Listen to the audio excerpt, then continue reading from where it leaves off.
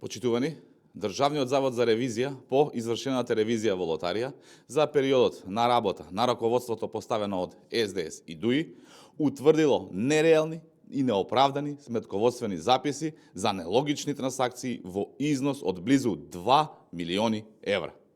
2 милиони евра Перпарин Бајрами и Артан Груби ги фалсификувале, злоупотребиле или прикриле. Сето ова се случувало додека СДС биле со тилот цртани кон криминалот и немо одобрувале. Јавноста заслужува одговори дали СДС и ДУИ го дозволиле првиот од многуте криминали во лотарија од 2 милиони евра. На кои сметки завршувале овие пари? Со кое право СДС го прикривал криминалот на кадарот на ДУИ? И зошто јавното обвинителство толку време немало постапено, иако ние јавно баравме одговорност и за други предмети поврзани со лотарија.